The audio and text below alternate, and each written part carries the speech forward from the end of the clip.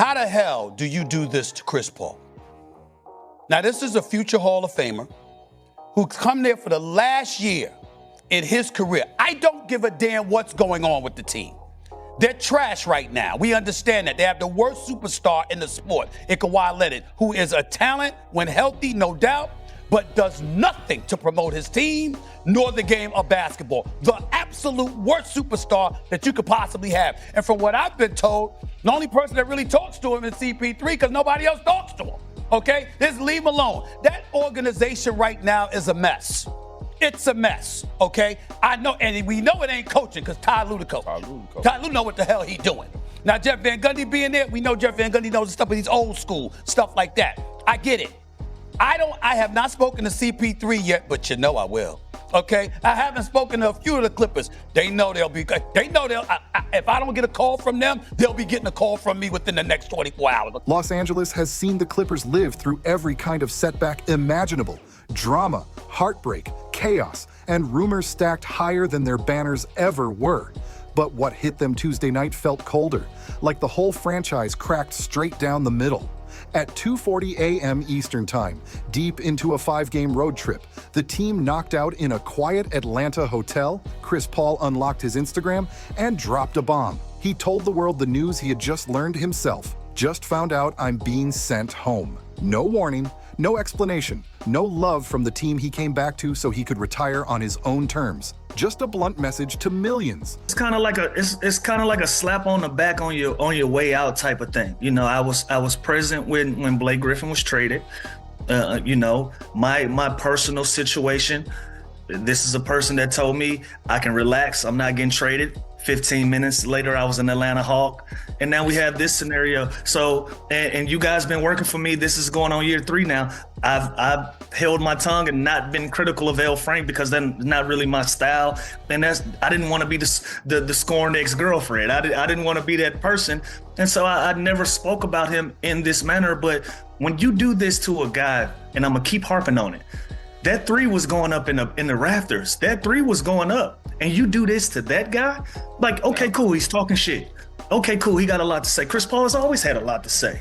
You know what you're signing up for when you sign Chris Paul. He's always had a lot to say. You know that. You know he's an acquired taste. A raw confession soaked in shock, frustration, and straight-up betrayal. Hours later, the Clippers made it official. Chris Paul was gone. The reunion that was sold as a heartfelt final chapter turned into a public breakup under bright lights, and everybody felt that sting. The whole league froze when they saw it. Former teammates were stunned. Fans, already drowning under a brutal 5-16 start, couldn't believe the franchise just cut loose the very player who helped build their identity. But you on your way out, and we 5-16, and this nigga Ty Lue ain't talking to me. Hey, check this out. We already in Charlotte. Name some other superstar that got done. You gonna send me home? Try to force their hand. It's an early Christmas for me. It did seem peculiar that we knew this was probably going to be his last season, but to make the announcement. Yeah, forcing their hand, bro. Listen, that shit's so calculated, bro. Listen, one thing we know, Chris Paul is a smart individual. Shit was calculated. He said enough shit to get his ass kicked off that team. Yeah. Shit was calculated, dog. So what everybody want to say is just what it is, man. It's a hell of a basketball player. Tough to be teammates with at times, right? I think, like I said, there's nothing wrong with holding guys accountable, right? This thing Clippers, bro. Ain't nothing wrong with it. Ain't nothing wrong with holding your teammates accountable. Want to get the best out of guys when they're going. But no, how you going about it, though? Don't hold me accountable if you can't do it, no. Just 5 months earlier, Paul had signed a 1-year, $3.6 million deal to come back home to the place where he became a legend. 5 All-Star nods, Lob City, and a whole era of Clippers basketball lived through him. And he didn't return chasing minutes or a starting spot. He didn't care how messy the roster was. He just wanted to retire as a Clipper, to wear that jersey one last time for the city that raised him. I just wanted to be home, he said at his intro presser, by any means necessary. CP3, I've had some history. He holds the ball 24 seconds. Chris Paul. Pass that to James or somebody. Him and LeBron, they came to a game. I was in 11th grade, and I'm excited. Like, I'm a Chris Paul fan. And then he was just like, You got to rephrase that. What? It's one-sided. I'm just saying, it's not. You said with each other. I think only one. There was a lack of respect for Mr. No, I don't think Chris Paul seen it. I feel like Chris Paul is the last true point guard we'll ever have at that size. I know when I was growing up, we were taught how to be a point guard like Chris Paul. So he is definitely the definition of a true point guard, and he's done it for a long time. Everywhere he's went, he's won. Congratulations to him. We'll never see another small point guard at that size anymore. On November 22nd, before a game in Charlotte, Paul officially announced this season would be his last. 6 days later, the Clippers honored him with a tribute video inside their new Intuit Dome, posting it online with the caption, "CP3 will end his Hall of Fame career at home." 4 nights later, home is exactly where they sent him, but not with cheers or flowers, with silence and confusion. According to ESPN's Shams Charania, the tension had been building for weeks. Paul's leadership, the same leadership the league spent 20 years celebrating, started clashing with the team's energy. Things got icy fast. I'm a bit confused, more than a bit. I just don't understand. You couldn't have a conversation. Everybody knows who Chris Paul is. He's one of the most decorated, one of the best point guards in the history of our game. And you send him home like he's a child is kind of crazy to me. You knew who he was, you knew how he acted, you know what he brings to the table. So for you to like I said, treat him this way is very bad on the Clippers organization. I hope for Chris's sake it's not worse, but I hope for the Clippers organization that there's something more than just him being a distraction in the locker room where you can't have a conversation. Because this is not enough. This is not enough to send a 20-year vet, when most places, one of the best point guards in the history of our game, home. And when you guys are playing such bad basketball. Yeah. Tyronn Lue reportedly hadn't spoken to Paul in weeks. Chris felt the tension, heard the whispers labeling him a negative presence, and tried to handle it professionally. He asked for a meeting with Lue to clear the air, but Lue straight up refused. Not postponed, not rescheduled, refused. And this was the same franchise that promoted the season as his farewell tour, one of their most iconic players ever. The irony is wild. The refusal said everything louder than a press conference ever could.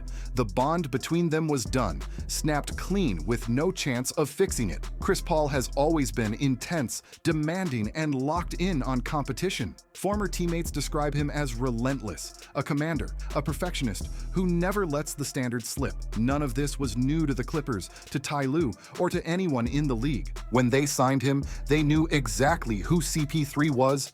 They just underestimated who he expected them to be. New reports say Paul had gotten more vocal over the past few weeks, pushing coaches, checking management, and calling out players while the team crashed into one of the worst starts in franchise history. What the Clippers labeled disruptive, Paul probably saw as leadership. Accountability is the blueprint he's always used to build winning culture. But on a roster drowning in chaos, that same accountability suddenly became something they didn't want anymore. Clippers president Lawrence Frank faced reporters Wednesday, tense and choosing his words carefully as questions about Paul, Ty Lue, and the season's collapse kept coming. He revealed that before sending Paul home, the two had a 3-hour meeting. Chris has a very good leadership style. He's led a lot of teams, Frank insisted. Some moves work, some don't. I own that. This one just didn't work at this time. He tried to make it clear. No one is blaming Chris for our underperformance. But the optics were too loud to ignore. Paul wasn't just released. He was pulled off the road trip, sent home by himself, and forced to drop the news publicly. If that was their idea of gratitude, it came with a cold twist. Frank then doubled down on his support for Ty Lue, calling him one of the best coaches in the league and guaranteeing he would stay with the Clippers long term. That was the moment people realized the organization had officially picked its side in this power tug of war.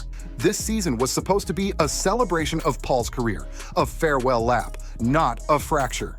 This was supposed to be a poetic final chapter, a legend closing his story with pride. Instead, the Clippers flipped it into a cautionary tale about a franchise that still can't get out of its own way. Lou Williams, one of Paul's closest former teammates, didn't sugarcoat anything when the news dropped. He said the criticism Paul fired at the front office became the final straw, the thing that pushed everything over the edge. In simple terms, they didn't like the messenger, so they erased the message.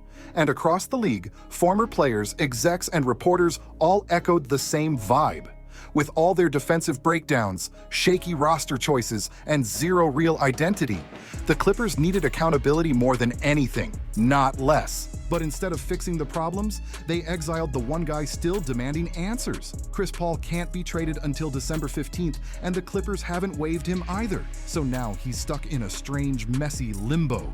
A future Hall of Famer sitting in purgatory while a franchise with no direction holds the keys. His contract is guaranteed. His achievements are respected everywhere. His resume is untouchable. But in the final season of his 21-year run, he's suddenly without a team, without a purpose, and without the farewell he earned after 2 decades of carrying squads on his back. Meanwhile, the Clippers keep stumbling through the season like a team with no map. They don't even own their 2026 first-round pick.